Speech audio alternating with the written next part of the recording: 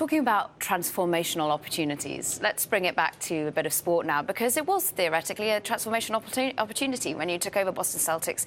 It has been a process of reinvigorating, and now we're seeing that. What business opportunities did you apply to that to really see you now almost potentially in the run for champions?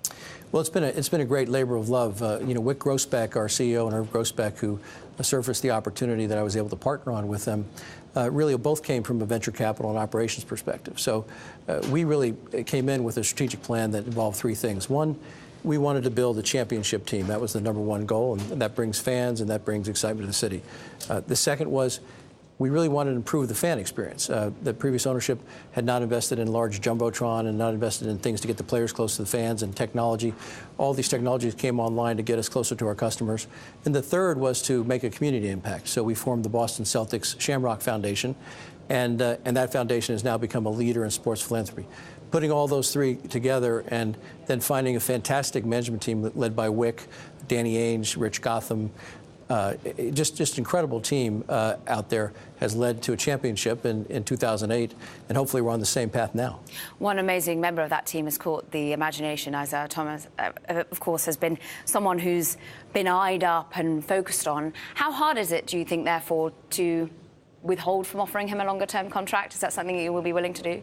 Well, we don't talk about that, and Danny Ainge handles most of that, but I have to say, Isaiah Thomas has been a real profile in courage. I was able to go to the Profiles in Courage dinner on Sunday night, and it reminded me, you look at Isaiah Thomas, had a tragedy in his family, lost his teeth, and still playing for his teammates and his teammates playing for him, won the Chicago series with the team, and now battling a great Washington team. So it's been very inspirational for me personally and the entire Celtics family to watch Isaiah, fight through this and do it in such a professional and team-oriented way. It embodies everything that you think about the good things about the Celtics.